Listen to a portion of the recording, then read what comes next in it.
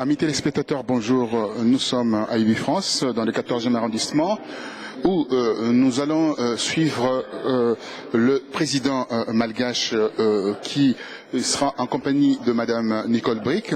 Madame Nicole Bricq qui va ouvrir le bal en introduisant Monsieur le Président de la République malgache qui va nous donner sa vision sur la nouvelle politique que le Madagascar va pouvoir mettre en place pour mener à bien ces réformes économiques, structurelles et bien entendu social.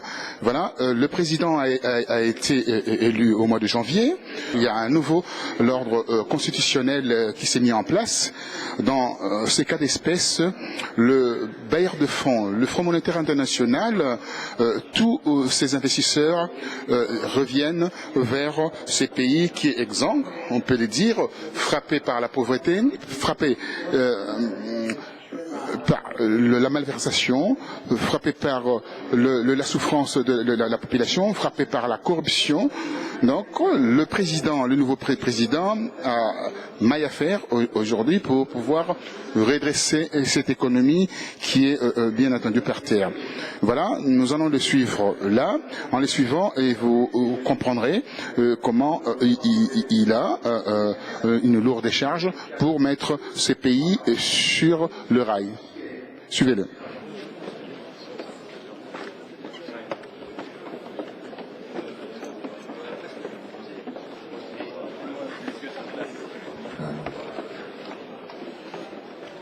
Bonjour à tous. Je demande d'accueillir son Excellence le Président de la République de Madagascar ainsi que Madame Bricq, ministre française du Commerce extérieur. Merci à tous.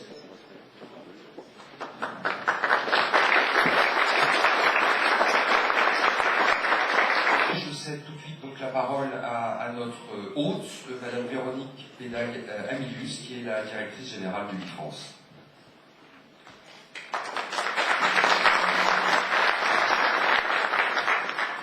Monsieur le Président de la République, Madame la Ministre, Monsieur le Ministre des Affaires étrangères, Messieurs les ambassadeurs, Mesdames, Messieurs.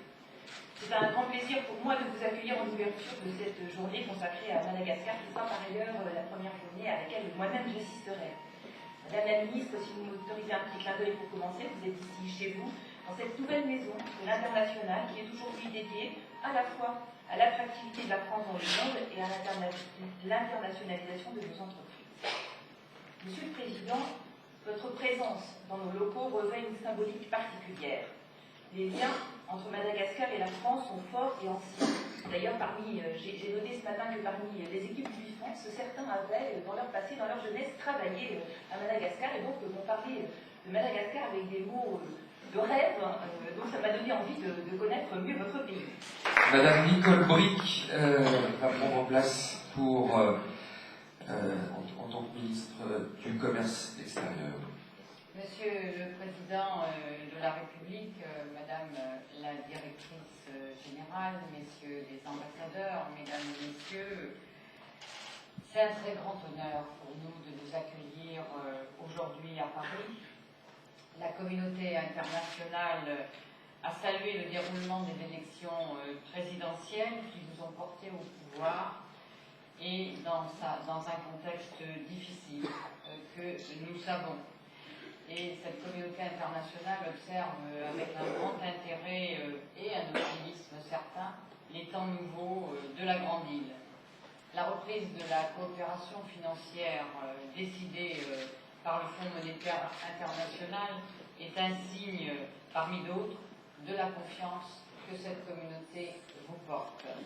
Et j'ai salué tout à l'heure dans notre entretien, je vais le faire devant un large public, la réintégration de Madagascar à l'Union africaine, votre participation au sommet de l'Union africaine les 30 et 31 janvier, moment d'émotion sans doute pour vous, où Madagascar a été réintégré.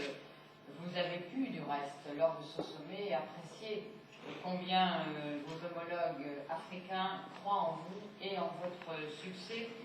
À mon tour, je vous adresse aujourd'hui au nom de la France toutes nos félicitations. Vous savez que la France est liée à Madagascar par des relations solides et, il faut le dire, éprouvées par l'histoire commune, quelquefois tourmentée. La France partage pleinement l'espoir de la communauté internationale, des Africains et, il faut le dire aussi, votre enthousiasme qui est communicatif. Et je voulais vous dire, Monsieur le Président, que mon pays, la France, est à vos côtés pour vous permettre d'achever puis de consolider la sortie d'une crise. Je souhaite vivement que votre présidence soit associée au redressement de votre pays. Nous voulons être là et nous voulons vous aider à redresser votre pays, car il a traversé une crise terrible durant les 5 années qui a aggravé une situation économique et sanitaire très difficile. Et justement, en renforçant les relations commerciales entre nos deux pays, nous contribuerons au redressement de votre pays. C'est vrai aussi des besoins qu'il peut y avoir en matière de ville, d'aménagement des villes, dans un pays qui connaît une croissance urbaine considérable. Tous savent, devraient savoir en tout cas, qu'il faut être là, où se trouve aujourd'hui la croissance, la reconstruction et demain la prospérité, nous le souhaitons. Vous pouvez compter sur la mobilisation du pouvoir public français, sur celle de ce qui sera la nouvelle agence, Agence française des investissements internationaux et de France, et je remercie Madame Adegan Amilius pour le présent atelier, pour soutenir nos entreprises et les aider à s'implanter chez vous. Avec Madagascar, l'adage qui veut que le commerce soit un vecteur de prospérité et de prix doit prendre tout son sens. Je suis, moi, à titre personnel, mais aussi, bien sûr, dans ma fonction, convaincue que les meilleurs moyens d'accompagner une transition politique, c'est d'être là et d'assurer ce soutien économique. Et je voulais vous dire aux uns et aux autres que la France est l'amie de Madagascar. Elle veut désormais être son partenaire économique. Elle voudrait être un partenaire privilégié pour la reconstruction de Madagascar. Avec vous, Monsieur le Président, avec vous, Mesdames et Messieurs entrepreneurs françaises et malgaches, nous voulons avancer avec confiance, avec enthousiasme et avec patience sur le chemin de la renaissance de Madagascar.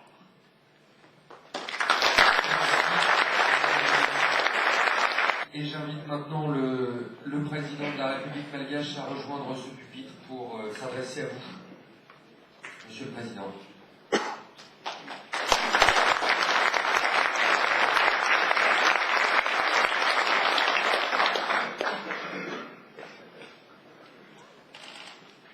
Madame le ministre, Monsieur l'ambassadeur, Madame la directrice générale, Mesdames, Messieurs, chers partenaires, chers amis de Madagascar, je voudrais vous remercier, Madame la ministre, des mots combien gentils, pleins de chaleur que vous avez adressés à Madagascar, à sa population et à moi-même.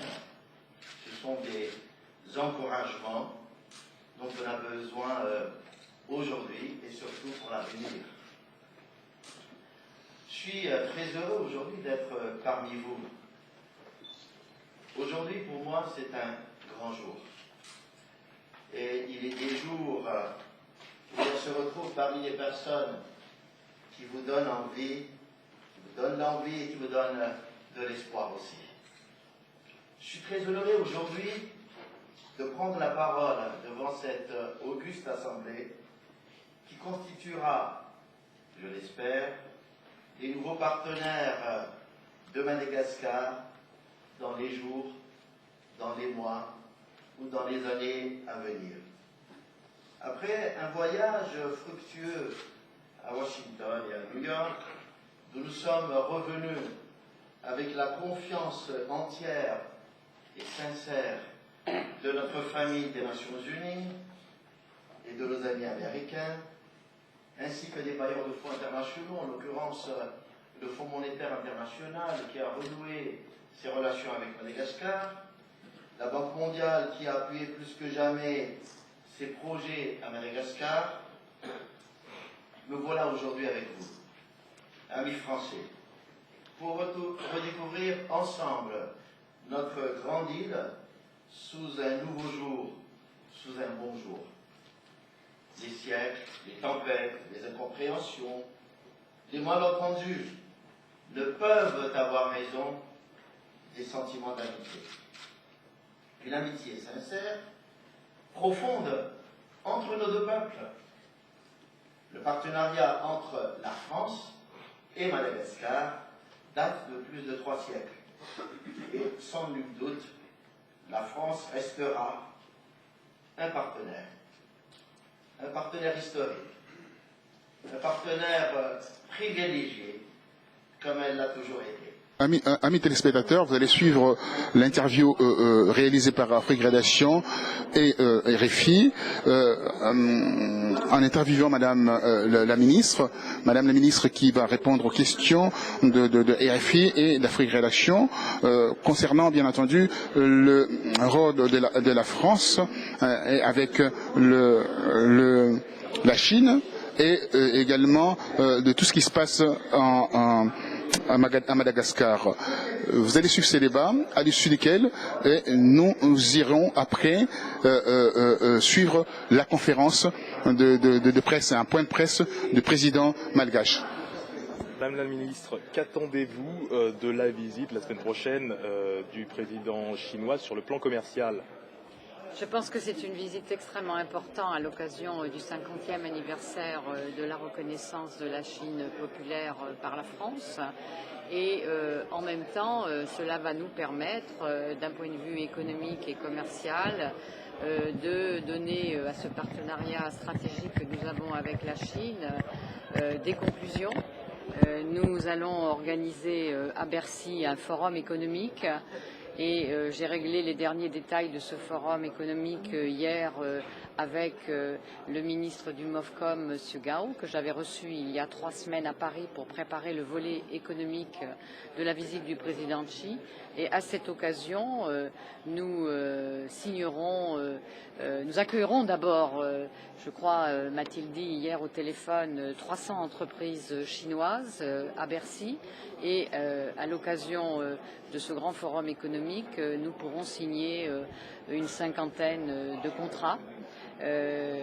Donc, pour ce qui est de l'activité commerciale, nous avons un volume d'affaires important.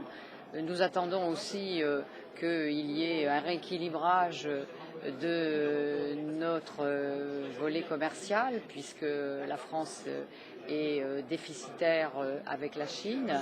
Donc nous voulons participer pleinement à des projets chinois et il est fort possible aussi que, en présence des 2 présidents, nous engagions fermement l'offre française en Chine concernant la ville durable.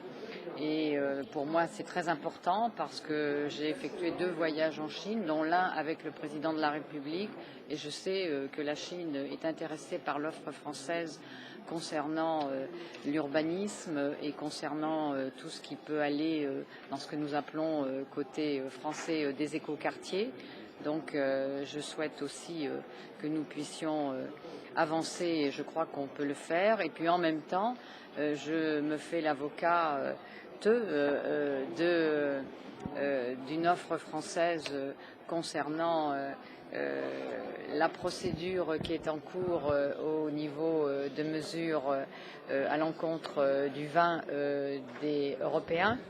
Et j'ai bon espoir que, après les nombreuses rencontres entre professionnels chinois et professionnels français, nous puissions régler à l'amiable ce différend commercial.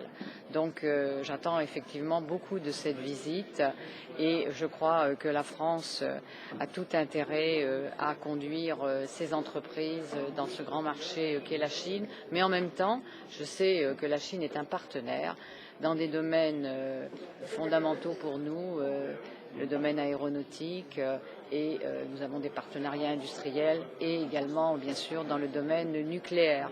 Donc cette visite est majeure.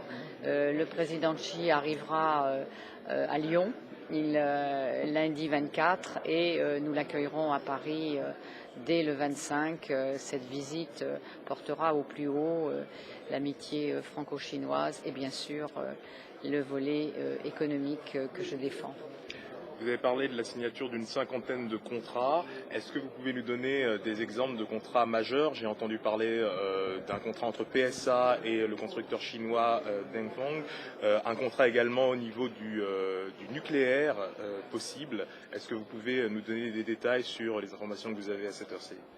En ce qui concerne la participation de Dongfeng au capital de la société PSA, les derniers éléments ont été apportés puisque Louis Gallois est désormais officiellement nommé à la tête de cette entreprise.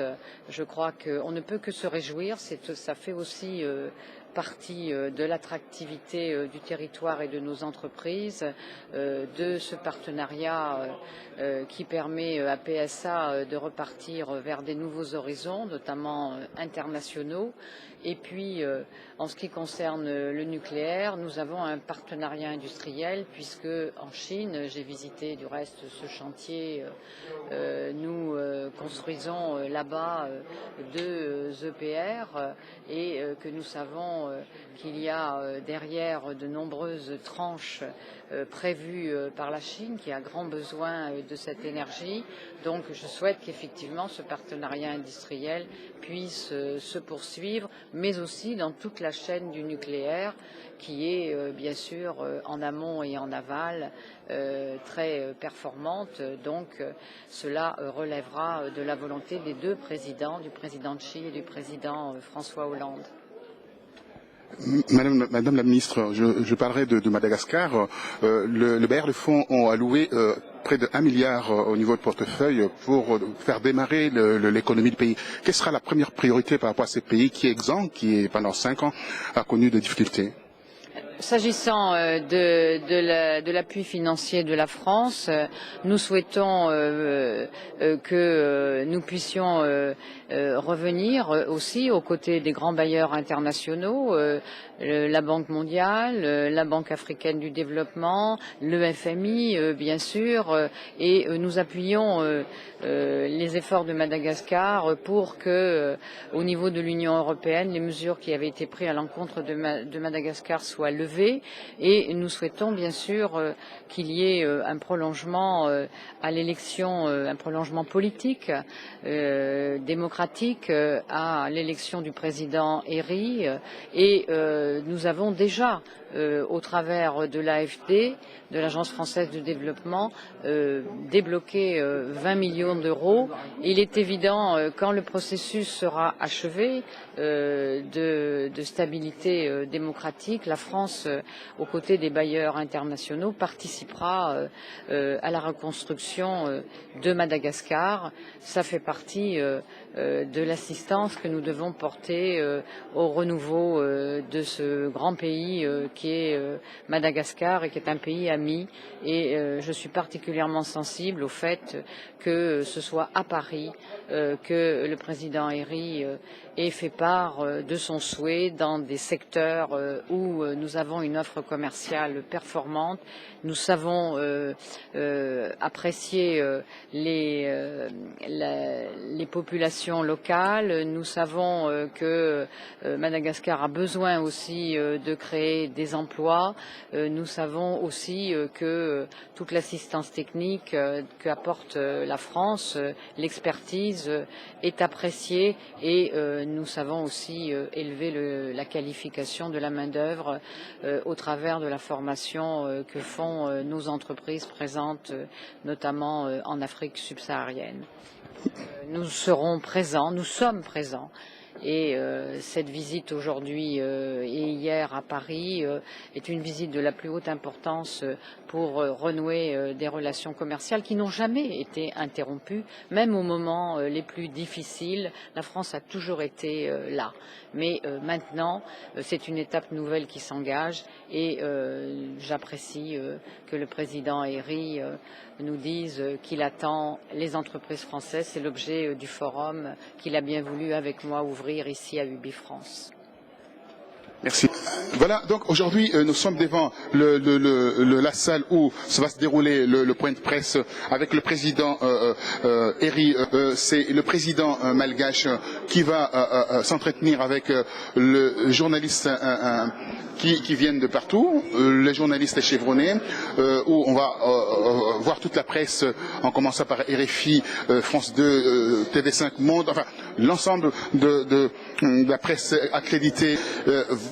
Et la presse va intervenir en direct avec le président malgache. Suivez cette intervention du président malgache avec aussi Roger Bongos, 2 questions de réseau Bongos, 2 questions de messieurs Freddy Moulongo de Réveil FM. Suivez cette intervention assez intéressante où le président n'a pas vraiment la langue de bois et répond à toutes les questions d'une grande importance. Suivez.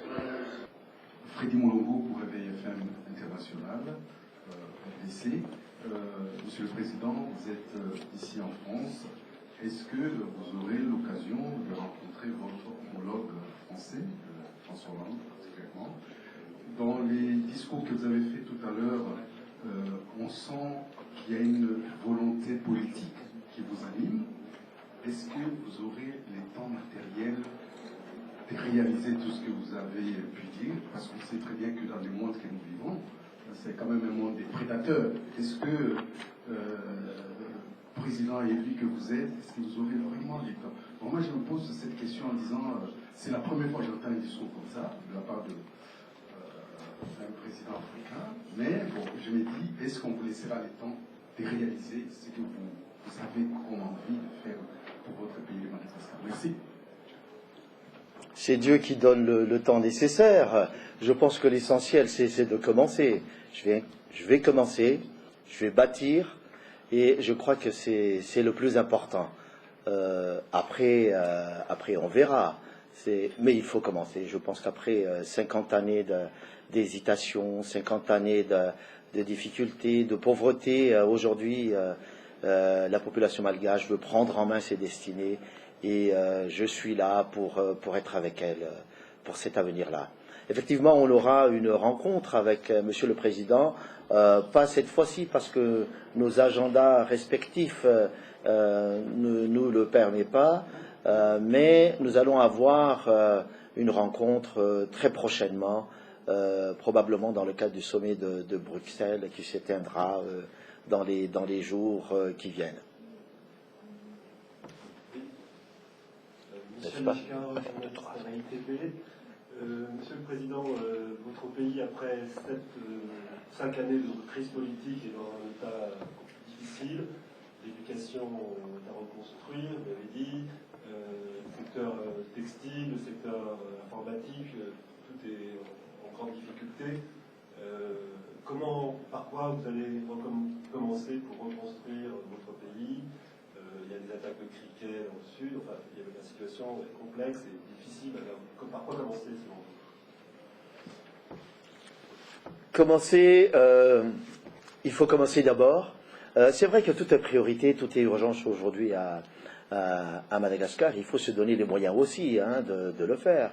D'ailleurs, la réunion, il y a la journée qu'on a aujourd'hui ici à Paris, et un des moyens qui nous permettent d'aller de l'avant dans la réalisation des activités de reconstruction du pays. D'abord, il faut les moyens, donc il faut aller chercher les moyens. Ça, c'est quelque chose de très important, que ce soit à l'interne ou à l'international.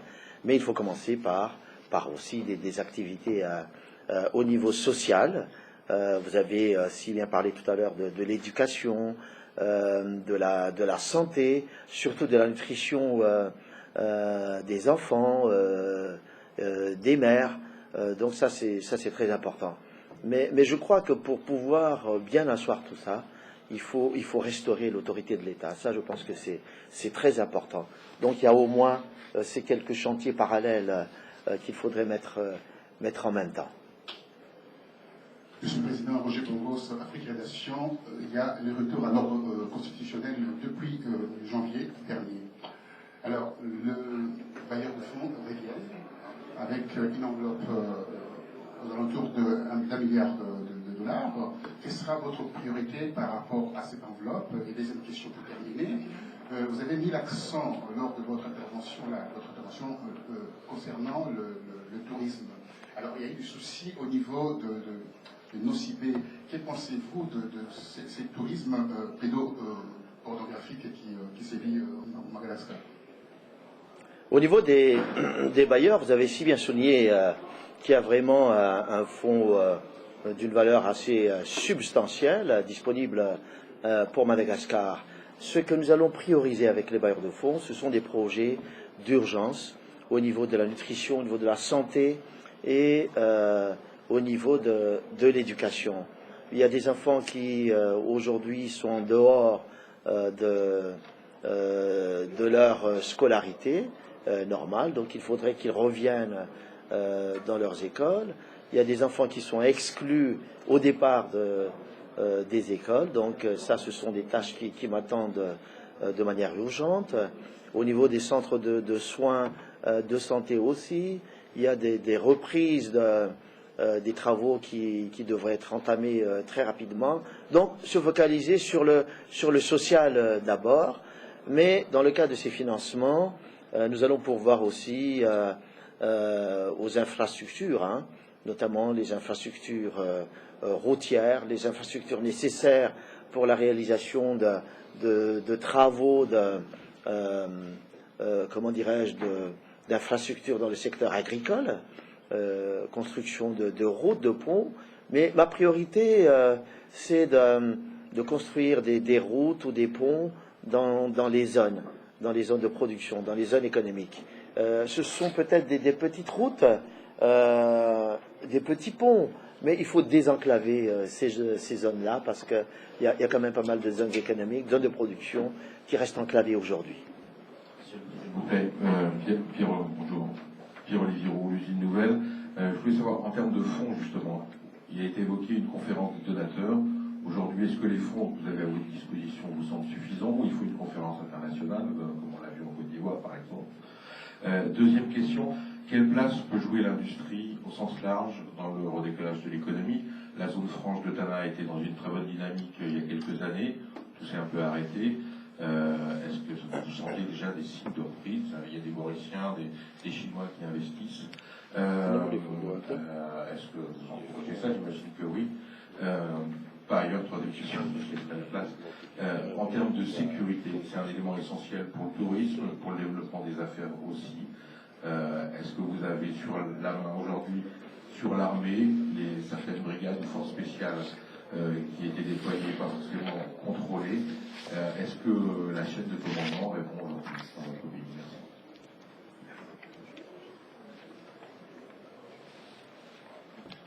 Les fonds, nous sommes en train de les chercher. Il y a des fonds qui sont déjà disponibles, mais je veux dire, pour un financement à long terme des besoins de l'économie et du social, ce ne sera pas suffisant. Donc, on va chercher les fonds, mais pour le démarrage, il y a déjà des fonds disponibles pour pouvoir travailler.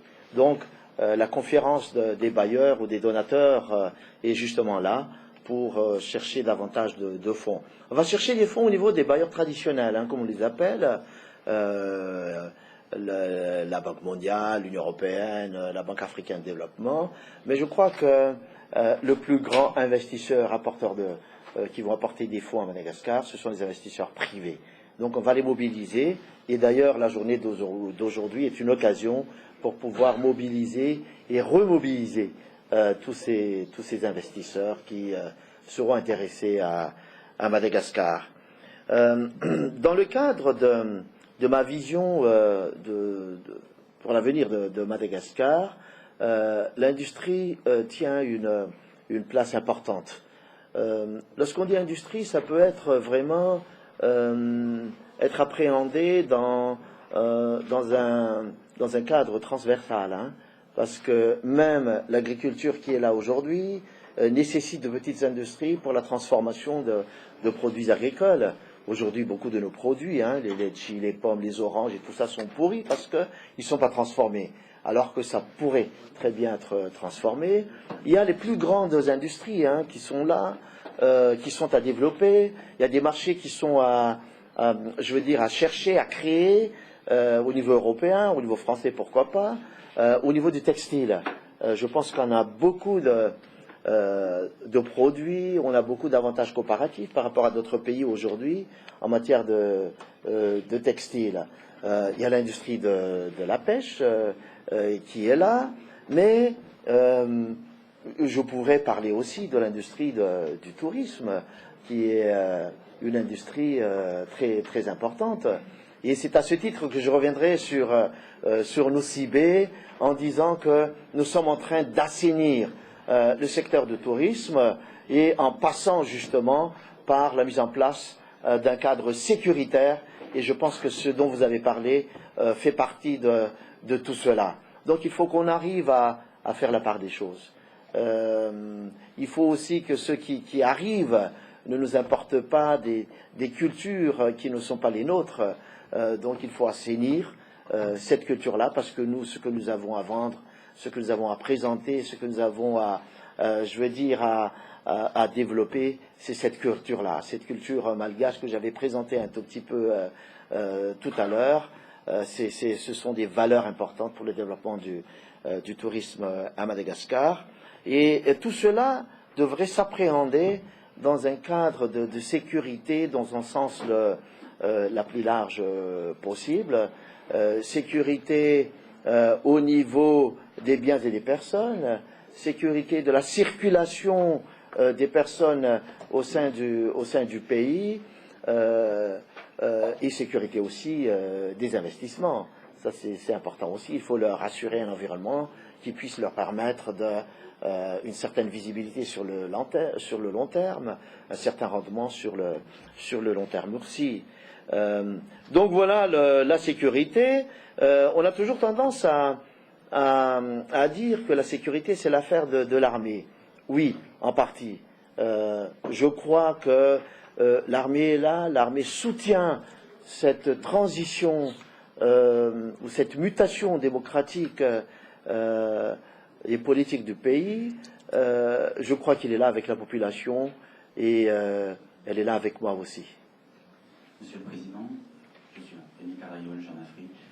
J'ai quelques questions. La première.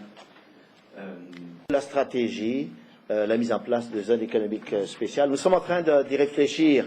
Moi, j'ai demandé au secteur privé malgache de se préparer pour ça. Lorsqu'ils seront prêts, avec vous, on va y aller. Oui, bonjour. La dernière, peut-être? Bonjour. L'avant-dernière.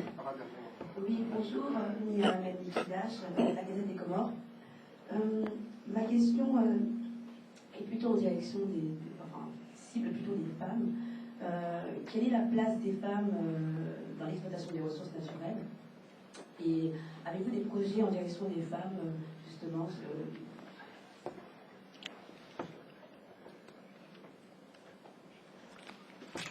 La femme a une place privilégiée dans la société malgache.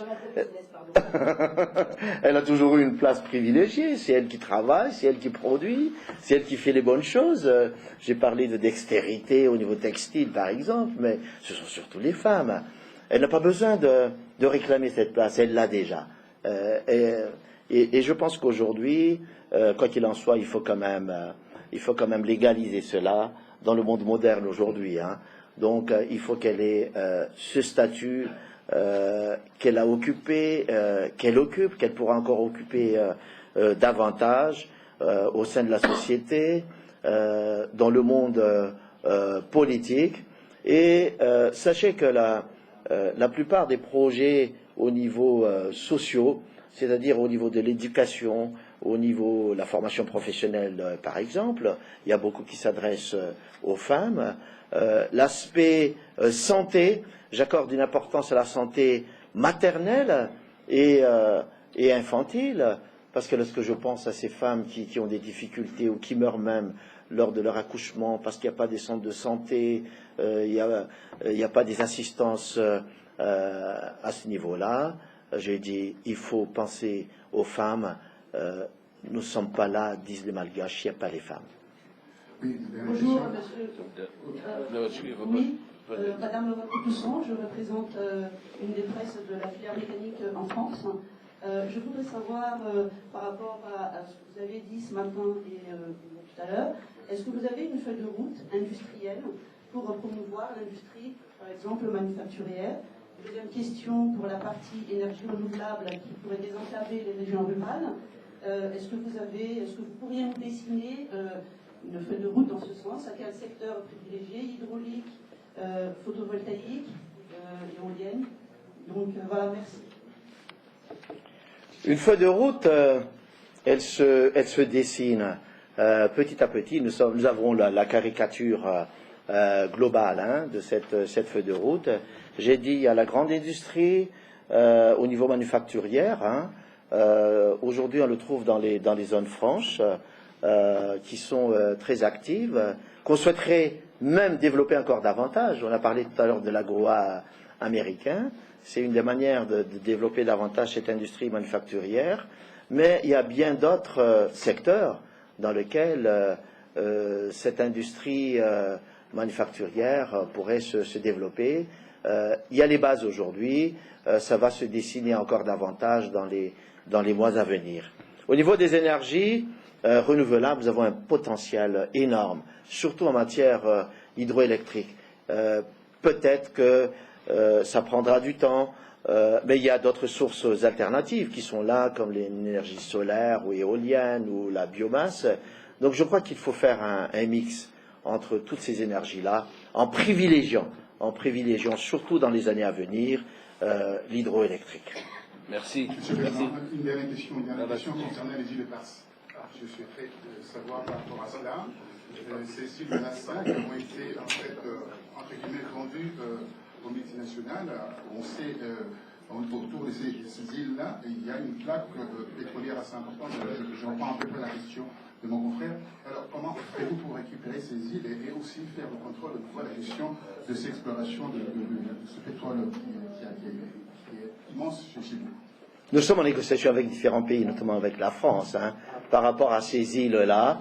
Donc, ces négociations vont se dérouler dans un climat d'intérêt mutuel et on verra les résultats dans les années ou les mois à venir. Je vous remercie, mesdames et messieurs. Voilà, nous avons cette opportunité d'avoir un confrère avec nous qui a vécu pendant 12 ans à Madagascar, qui est journaliste, qui a travaillé à Madagascar. Et il va se présenter et on va essayer de faire un échange pour que vous puissiez bien comprendre la situation qui existe à Madagascar. Monsieur, bonjour. Bonjour. Vous vous appelez comment? Qui êtes-vous? Je m'appelle Albert Lyon. Je suis un ancien conseiller du ministre de l'Éducation à Madagascar pendant 3 ans, de 2009 à fin 2011. Et je suis actuellement journaliste à l'agence News Press et je travaille également pour Diaspora News. Alors, qu'est-ce qui vous a poussé à quitter Madagascar? Est-ce que c'était la fin de votre contrat ou bien? Non, je suis ici pour suivre le nouveau président malgache et son équipe, mais je retourne à Madagascar, j'habite Madagascar. Alors, le président a parlé de Madagascar. On a vu qu'il y avait quand même une vision idyllique, qu'il a fait la présentation. Mais est-ce que la réalité est différente de sa présentation? Quelles sont les choses qui peuvent titiller un peu pour quelqu'un qui arrive pour la première fois dans ce pays? Évidemment, la description qu'a faite R. Rajanamarpian, le président malgache, est, semble-t-il, un peu rose, un peu disons, acceptable par tous, mais la réalité malgache est bien autre, est bien différente. À l'heure actuelle, à Madagascar, l'insécurité a repris de plus belle, les trafics de bois de rose et d'or ont repris de plus belle, la justice n'existe quasiment pas, les fonctionnaires dans leur ensemble sont en majorité corrompus. Donc on ne peut pas attendre grand-chose du Madagascar actuel si ce président ne forme pas rapidement un gouvernement. Malheureusement, il a des problèmes avec l'ex-président de la transition qui a gardé un fil à la patte et qui lui fait un marché un peu délicat. Est-ce que vous pensez qu'avec ces marchés, il va finir par marcher ou il a encore un degré de liberté, une marge de manœuvre qui va le permettre de faire ce qu'il veut? Il n'a pas tellement de marge de manœuvre dans la mesure où il n'a pas d'élus à l'Assemblée nationale pour sa majorité propre, puisqu'il n'a aucun représentant de son parti RVovo. À l'heure actuelle, l'Assemblée nationale, c'est l'hégémonie complète du MAPAR qui appartient à l'ex-président de la transition, Ante Radjoel. Alors, expliquez-nous, le président de la République de Madagascar est à Paris, mais il ne va pas rencontrer le président François Hollande, ni être reçu au Quai d'Orsay. C'est quand même problématique, non? Non, c'est pas problématique, c'est tout à fait normal, dans la mesure où ce pays n'a toujours pas de gouvernement nouveau constitué, avec un Premier ministre mis en place par ce nouveau président. La seule chose qui est positive à Madagascar, c'est que le président est actuellement un président élu. Mais à l'heure actuelle, il travaille avec l'ex-gouvernement de la transition pour la continuité des affaires et pour la communauté internationale, c'est pas tellement bien vu. Est-ce que le président actuel peut dissoudre l'Assemblée nationale malgache? Je pense qu'il en a la possibilité, effectivement, mais il va, vous savez. Le problème à Madagascar, c'est que tous les gens qui se sont fait élire, notamment les derniers députés aux législatives, sont tous intéressés, comme je vous entendais parler tout à l'heure, par leur poche. Ils sont intéressés par les sièges, par la place, par l'immunité parlementaire, et comme ça, ils peuvent faire toute leur magouille. Voilà. Voilà, en tout cas, merci beaucoup à vous, chers confrères, de nous avoir donné une vision assez différente, avec un regard extérieur par rapport à ce qui se passe aujourd'hui à Madagascar. Nous pensons que les enjeux sont plus qu'importants par rapport à ces présidents qui est élu, qui n'a pas de gouvernement, qui n'a pas de représentants à l'Assemblée nationale, ce qui est déjà un enjeu important. Peut-être le mot de la fin? C'est un handicap, certain. Voilà, donc c'est un handicap qui devra relever. Voilà, nous sommes le 21 mars 2014 à Paris, au siège de UbiFrance, où viennent de se tenir une grande réunion avec le nouveau président de la République de Madagascar. Je crois qu'un président qui montre dès le départ qu'il a une volonté politique pour changer beaucoup de choses à Madagascar. Il a parlé de l'état des droits, il a parlé contre l'impunité, il a brossé, je pourrais dire, une géographie de son pays, et on a senti qu'il y a vraiment une emphase entre lui et le malgache.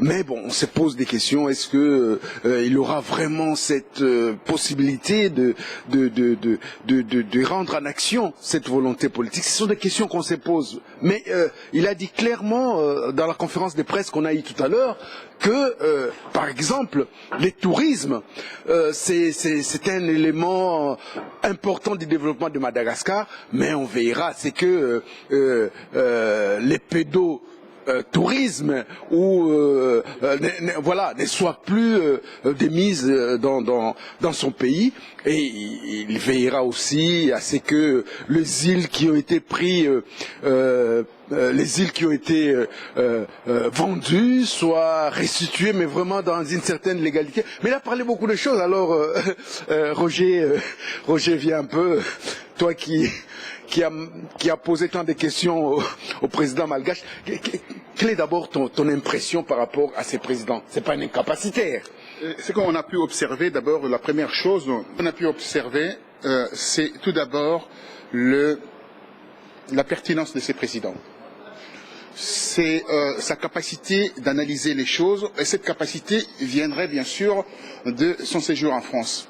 Il fut professeur ici, en l'Institut supérieur de Metz, où il a géré quand même un département important, où on parlait de l'économie et du partenariat. Donc, il était dans son affaire. Il répondait aux questions sans langue de bois. Et on a senti en lui, avec une certaine détermination, à vouloir, comme tu viens de le dire, résorber ces problèmes. Est-ce qu'il aura le temps? C'est ça. Le temps matériel pour mener à bien ces réformes, mener à bien ce travail qui, aujourd'hui, le peuple malgache l'a confié. Alors, nous, ce qu'on peut dire à l'issue de cette conférence de presse, on peut dire que, en tous les cas, il va faire de la sorte que les choses marchent. Mais on sent très bien qu'il y a une volonté politique, mais on sent aussi qu'il maîtrise les dossiers. C'est pas quelqu'un qui parle en l'air, c'est pas une incapacitaire, c'est pas quelqu'un qui barbouille des réponses. Il répond sans autoritarisme, il répond avec toute la gentillesse que doit avoir un homme, alors qu'il est quand même le président de la République. Oui, on a remarqué, et c'est pour cela que la France est une très bonne école. Nous venons étudier ici, nous travaillons ici en France, et nous apprenons en nous ces réflexes de communiquer. Or, quand on se retrouve avec quelqu'un qui est tombé comme un cheveu dans une soupe, l'incapacitaire de Kingakati, on voit en lui un complexe. Pas de supériorité, bien entendu, d'infériorité. Donc, pour répondre aux questions, il répond courtement aux questions parce qu'il a appris par cœur. Bon, il a cette capacité peut-être d'apprendre certaines choses par cœur, mais il manipule mal les choses. Le Congo est extrêmement grand. Madagascar, c'est un petit pays par rapport à la RDC. Mais en définitive, on sent en lui ce patriotisme, cette force de dire que voilà, nous allons aller loin par rapport à cette affaire. Voilà ce que nous avons remarqué. Notre pays, il parle de notre pays, il insiste là-dessus, et il fait même appel à la diaspora malgache. Et ce qui m'a fait un peu mal au cœur par rapport à cette affaire, quand je dis mal au cœur, c'est simplement cette histoire de la diaspora. Il a demandé à sa diaspora de l'accompagner. Il a demandé à sa diaspora d'être vigilant. Il a demandé à sa diaspora de retourner au pays. Il a demandé à sa diaspora de le soutenir. Mais nous, notre diaspora, depuis que l'incapacitaire de Kingakati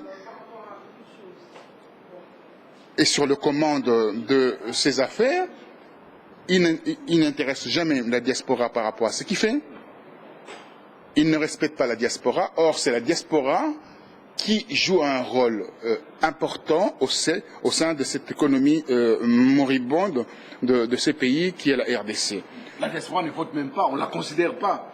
Mais, oui, comme tu viens de le dire, et ce président fait un travail formidable, et on l'a vu avec son intervention avec Madame la ministre, Madame Nicole Bricq, qui, dans cet élan, dans ce discours sans papier, comme on peut dire ainsi, nous a édifiés, nous a apporté des solutions, des réponses. Et ces réponses-là correspondent aux réponses aussi de la RDC. Donc ça nous a donné la matière en disant que c'est vraiment quand même une malédiction d'avoir un président comme Kabila à la tête de la RDC. Un pays ne peut pas se développer sans état de droit. Et là, il a insisté là-dessus. Un pays ne peut pas se développer en étant garant de l'impunité. C'est des choses assez fortes quand même que le président malgache nous a rappelé ce matin. Il nous a rappelé ces fondements. Il a dit que ce sont les fondements de la République. C'est un socle qui constitue la République. C'est un élément primordial. pour que les investisseurs fassent confiance à cette nation. Le pays a vécu pendant 5 ans dans une difficulté terrible, dans une guerre fratricide entre mouvements de partisans de tel groupe et les partisans d'un autre groupe.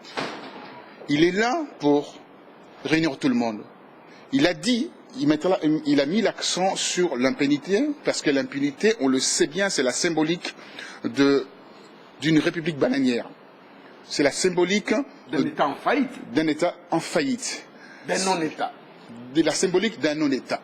Donc, pour faire lancer un message clair aux investisseurs, qui ont apporté, comme la question que j'ai posée tout à l'heure, ont apporté 1 milliard pour commencer à relancer l'économie. Le pays rentre, qu'on appelle dans l'ordre constitutionnel, depuis le 14 janvier, mois de janvier. Et cet appel vers les investisseurs, c'est un appel important. Dire que nous allons respecter la Constitution, nous allons respecter l'état de droit et nous allons combattre l'impunité. Voilà, mais c'est que je peux faire une parenthèse avec la RDC. Oui. Il y a encore 2 journalistes qui viennent d'être arrêtés, mis en prison aujourd'hui. Je viens de recevoir le mail.